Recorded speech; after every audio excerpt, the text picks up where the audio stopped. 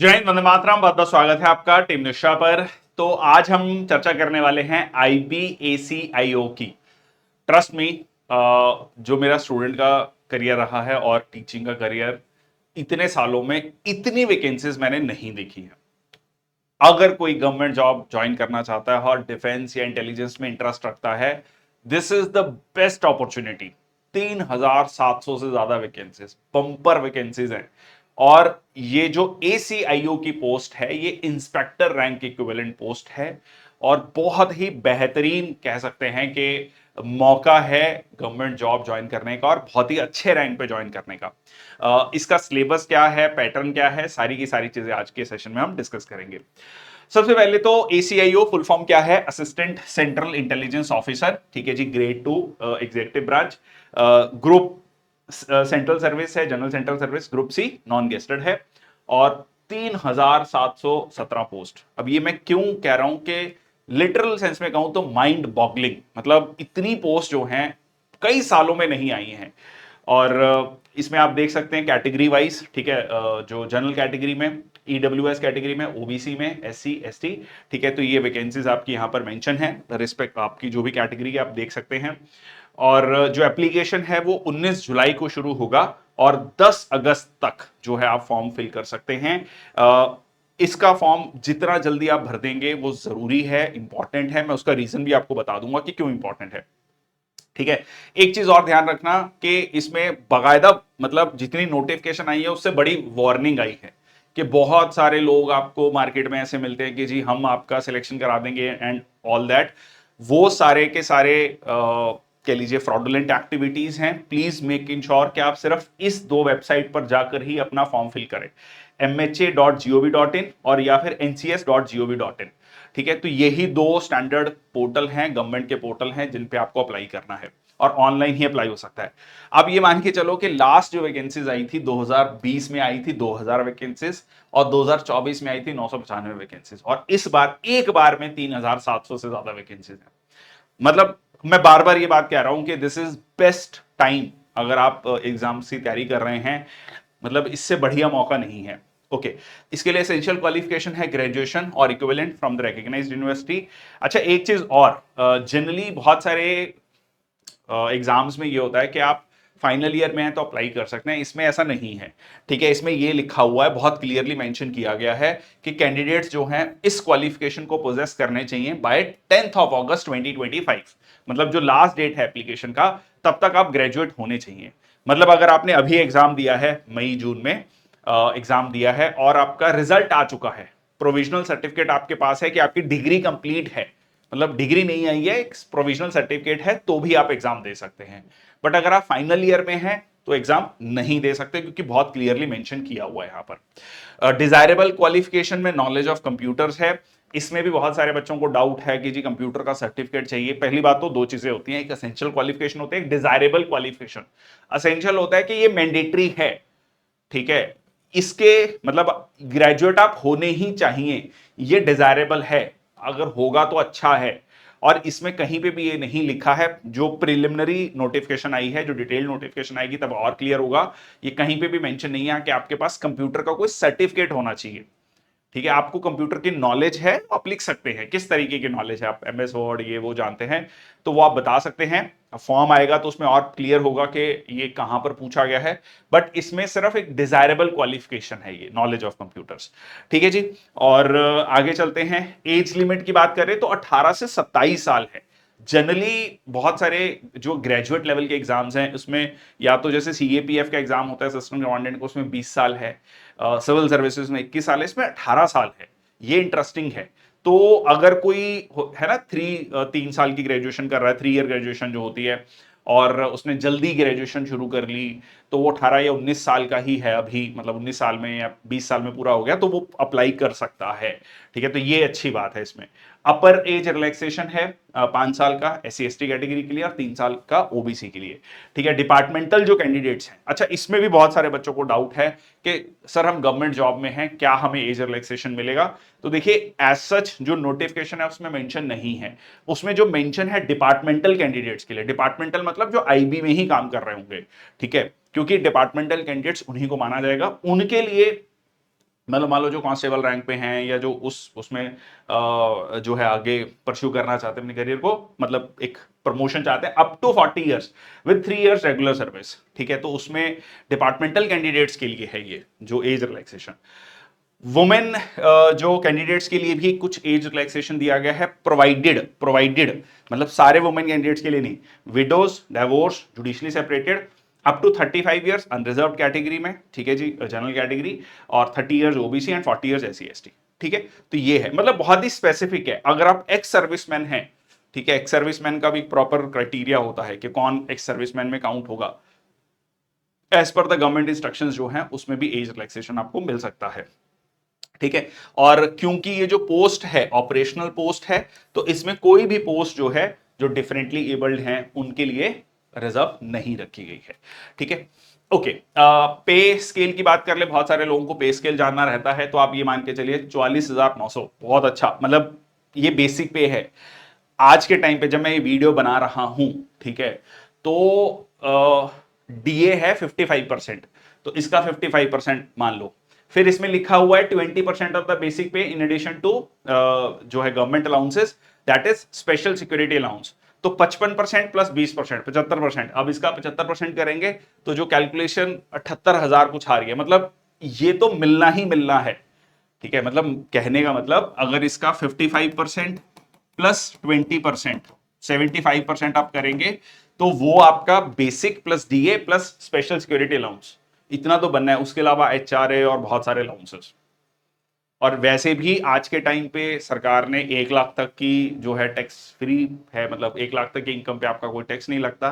तो प्रैक्टिकली आप मान के चलिए ये पूरी सैलरी, मतलब बढ़िया आपका जो है, अगर डिपेंडिंग अपॉन कौन सा एरिया है, इसको लेकर मैं एक अलग वीडियो बना दूंगा, ठीक है, कि पूरा एक, ठीक है, मतलब एक पे स्लिप लेके, ठीक है, I have known some people, उनसे पे स्लिप लेके कि प्रॉपर क्या क्या है चीजें उसमें, ताकि बहुत सारे लोगों को ये भी जानना रहता है कि क्या पे मिलेगी। बट मतलब कुल मिला के इन शॉर्ट बहुत अच्छी पे है, तो ये आपको यहां पर मिलने वाली है। हॉलीडे कंपनसेशन 30 दिन का, ठीक है, ये बेसिक चीजें हैं। अच्छा, अब फॉर्म की फीस देख लीजिए। फॉर्म का इसमें भी थोड़ा सा ना 2-3 चीजें हैं, कंफ्यूजन नहीं करना है। Male candidates unreserved EWS OBC category में है, तो उनके लिए सीधा सीधा 650 है, 100 रुपये examination fees, recruitment processing charges 550, 550। जो SC ST फीमेल कैंडिडेट्स हैं, एक्स सर्विसमैन हैं, उनको जो ये 100 रुपये एग्जामिनेशन फीस है ये देने की जरूरत नहीं, बट उनको उनको पे करना है 550। और अगर आप एक्स सर्विसमैन ऑलरेडी इंप्लॉयड हैं सेंट्रल गवर्नमेंट में ग्रुप सी पोस्ट में, तो आपको पूरा 650 देने पड़ेंगे, ठीक है। तो ये banking charges applicable will be born by the student, ठीक है। तो ये थोड़ा सा ध्यान रखिएगा। 3 कैटेगरीज है, मतलब 1-2 कैटेगरीज में 650 फीस है और इसमें 550 है। ये इसलिए कह रहा हूं, बात सिर्फ 100 रुपए की नहीं है, बात ये है कि मतलब आप कहीं इस कैटेगरी में आ रहे हैं या इस कैटेगरी में आ रहे हैं, तो फिर वो कंफ्यूजन ना हो जाए, पता लगा कि आपने फीस इतनी भर दी, बाद में पता लगा 100 रुपए के चक्कर में आपका फॉर्म रिजेक्ट हो गया, ठीक है। पेमेंट मेथड्स यहां पर बहुत क्लियरली मेंशन है, कौन कौन से जो है पेमेंट मेथड्स हो सकते हैं, डेबिट कार्ड, क्रेडिट कार्ड। अच्छा, इसमें एक एसबीआई चलान का भी ऑप्शन है, तो एसबीआई चलान का जो ऑप्शन है, मतलब 10 तारीख लास्ट डेट है, तो अब 12 तारीख तक जो बैंकिंग आवर्स होते हैं तब तक अपना फॉर्म भर सकते हैं, वो बैंकिंग चलान भर सकते हैं, फॉर्म नहीं भर सकते। फॉर्म 10 तारीख तक ही है, बैंकिंग चलान मतलब जो फीस है वो 12 तारीख तक है इस केस में, एसबीआई चलान वाले केस में, ठीक है जी। तो ये थोड़ी सी टेक्निकल डिटेल्स हैं, इसको ध्यान में रखना। अब मैं आता हूं सिलेबस पे, ठीक है। प्रोसेस क्या है, एग्जामिनेशन प्रोसेस क्या है। देखो, जो टीयर 1 है आपका, उसमें है आपका ऑब्जेक्टिव टेस्ट। ये बहुत बड़ा चैलेंज है, ट्रस्ट मी, मतलब 100 मार्क्स का है और 1 घंटे में 100 क्वेश्चन है। 1 घंटे में 100 क्वेश्चन का मतलब ये है कि आपकी स्पीड जो है ना, मतलब वो बुलेट स्पीड भी कम है, वो हाइपरसोनिक वाली स्पीड चाहिए, ठीक है, लिटरल सेंस में। क्योंकि कट ऑफ, अच्छा, पिछले बार की कट ऑफ को मैं थोड़ा सा वो मानूंगा कि would not be appropriate to count, क्योंकि 900 कुछ सीट्स थी, अब 3700 सीट्स हैं, तो आप ये मान के लगो चलो कि भाई लगभग 4 गुना सीट्स हैं। तो जब 4 गुना सीट्स होंगी तो कट ऑफ एकदम नीचे आएगी, ये फॉर श्योर है, ठीक है। बट इसमें इन्होंने कुछ चीजें मेंशन की हुई हैं, मिनिमम मार्क्स आपको लेने पड़ेंगे, वो भी उस पर भी आऊंगा। पहले हम देख लेते हैं कि 100 क्वेश्चन जो हैं वो 5 पार्ट्स में आएंगे, 20-20 क्वेश्चन, 20 क्वेश्चन करंट अफेयर्स के, स्पेसिफिकली 20 क्वेश्चन करंट अफेयर्स के हैं। 20 क्वेश्चन आपके जनरल स्टडीज के, 20 question numerical aptitude, 20 question reasoning के और 20 क्वेश्चन इंग्लिश के। ठीक है, तो कितने हो गए? 100 क्वेश्चन हो गए। इसमें जो नेगेटिव मार्किंग है वो 1/4 है, 1/4। ठीक है जी, 1/3 नहीं है, ये ध्यान रखना। ठीक है, तो मतलब आप ये कह सकते हैं कि अगर आप मतलब उतना नुकसान नहीं होगा नेगेटिव मार्किंग का जितना कि 1/3 वाले में बहुत फर्क पड़ जाता है। ओके, ये हो गया आपका। अच्छा, एक और चीज, अच्छा कुछ लोगों को ये भी डाउट है कि जनरल स्टडीज में बहुत आसान क्वेश्चन है, बट ऐसा भी नहीं है कि सीधा वन लाइनर क्वेश्चन ही हो। अच्छा यार, 60 मिनट में 100 क्वेश्चन पूछे हैं तो बहुत ही वन लाइनर क्वेश्चन हो गए। मैं जब 2024 का पेपर देख रहा था तो स्टेटमेंट बेस्ड क्वेश्चन दे रखे हैं, 3 स्टेटमेंट, 1 2 3, फिर वो जैसे यूपीएससी पूछता है 1 2 3 करेक्ट, 1 2 करेक्ट, 2 3 करेक्ट, उस तरीके के क्वेश्चन भी हैं जनरल स्टडीज में। तो आप ऐसे मत मान के चलिएगा कि बिल्कुल ही बिल्कुल वन लाइनर क्वेश्चन होंगे, ऐसा नहीं है। ठीक है, मतलब अच्छे लेवल के क्वेश्चन है, पढ़ा होना चाहिए तभी आप वो क्वेश्चन कर पाओगे। ऐसा नहीं है कि ल्यूसेंट पढ़ के हो जाएगा कुल मिला के, इन शॉर्ट। हाँ, बट बहुत सारे क्वेश्चन ल्यूसेंट बेस्ड भी हैं, मतलब वो सिंपल जनरल जी के वाले भी हैं। सिमिलरली न्यूमेरिकल एप्टीट्यूड और रीजनिंग एप्टीट्यूड में भी कैलकुलेशन है।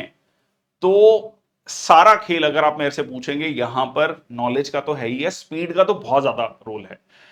1 घंटा तो ऐसा है कि पेपर शुरू हुआ और खत्म हो जाएगा, इसलिए you have to be very fast in that.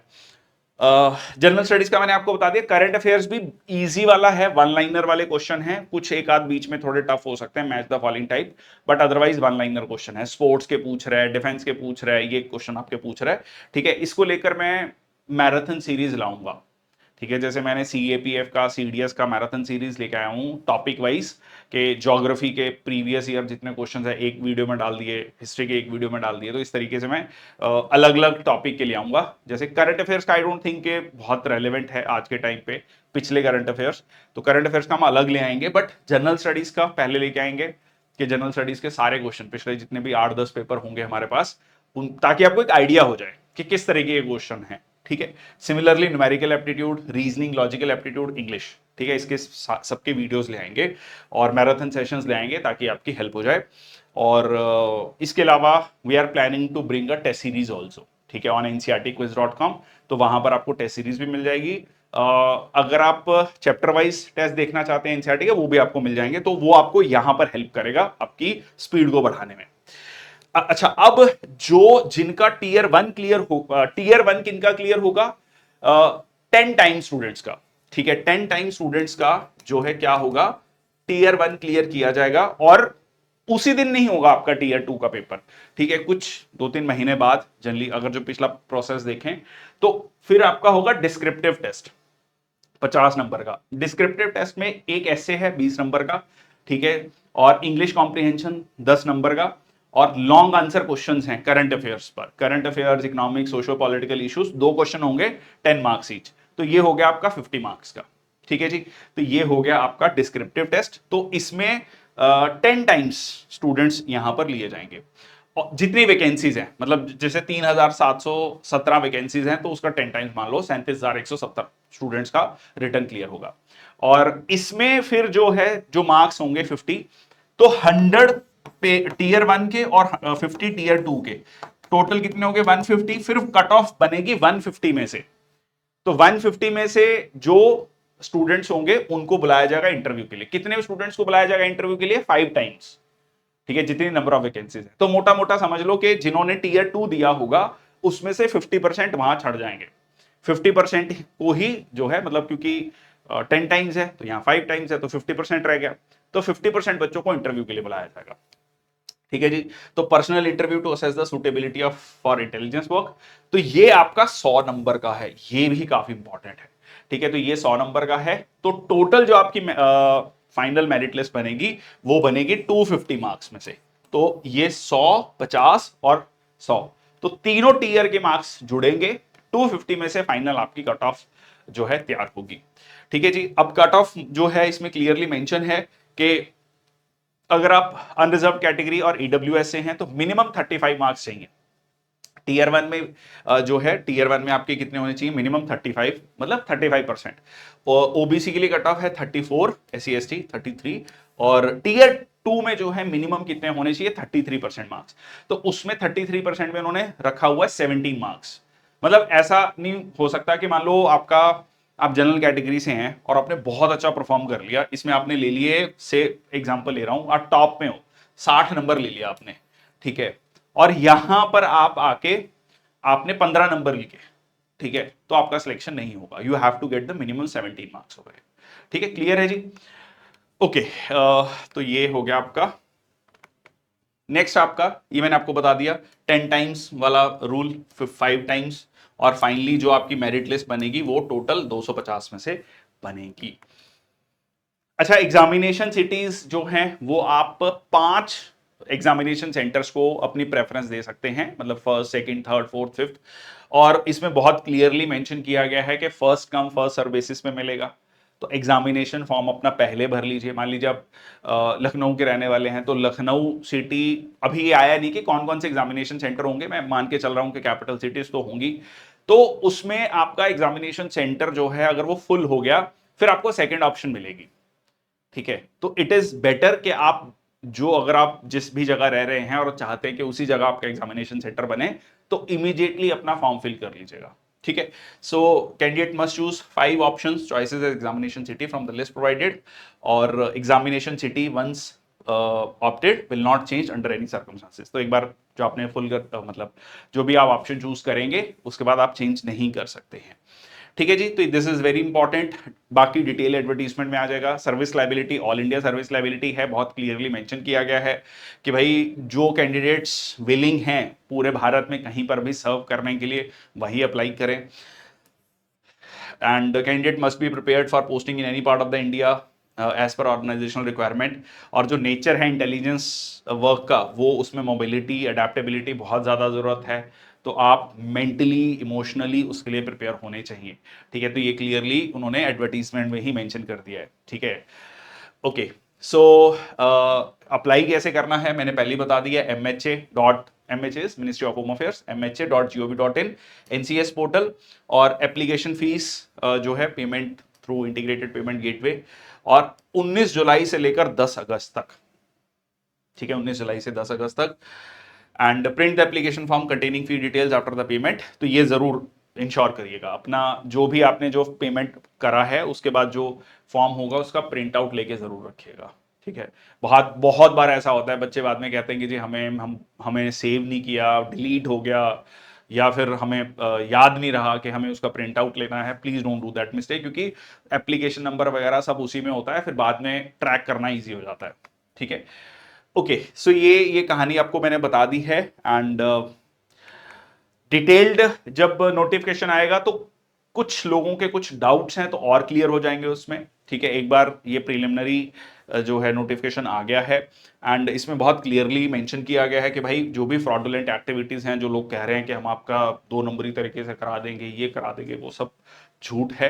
Please don't fall into that trap. ठीक है, और it has been notice that unscrupulous elements fraudulently inviting application for various post intelligence bureau में, offering assistance during the examination. ठीक है, और कुछ लोग कहते हैं जी हम एक्स IB ऑफिसर्स हैं और हम सब करा देंगे सेटिंग, तो डोंट फॉल दैट प्रे। ठीक है, चलिए, तो ये था सारा का सारा अपडेट।